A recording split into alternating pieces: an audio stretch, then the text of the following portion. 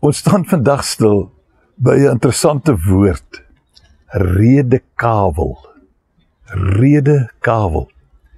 Nou, basies wil die woord sê, daar is verskil van opinie, verskil van siening en redenasie, en dat dit eintlik nie op die einde gaan saak maak wie wen nie, want dit is net 'n gerede kavel, dit is 'n oor en weer pratery en al in die ronde ensovoorts.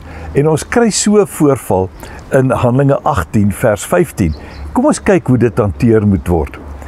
Aangesien, nou miskien moet ek net dit byvoeg, die raad, die saak lê nou voor 'n raad wat 'n besluit moet neem, wat eintlik niks te doen het met die raad wat die besluit moet neem nie.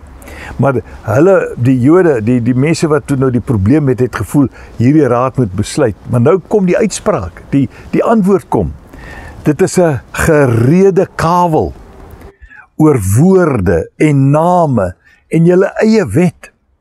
Daarom moet julle self daaroor beslis. In sulke sake wil ek nie die regter wees nie. Dit is nou die regter wat in hierdie saak uitspraak moes gee.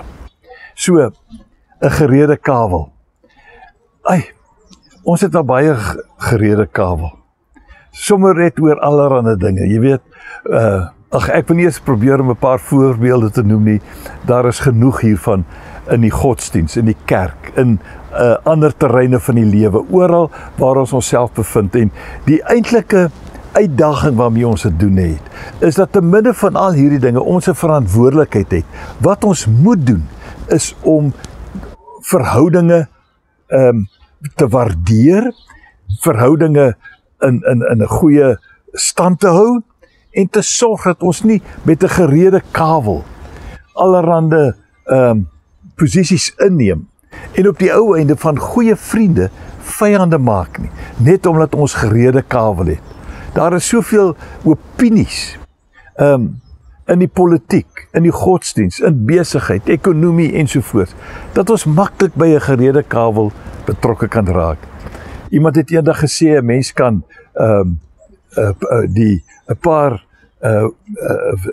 jy kan die stryd wen, maar die oorlog verloor.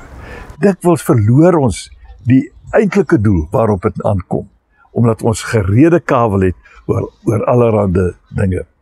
Selfs in die huwelik, dink ek, gebeur dit te veel. Loop mooi.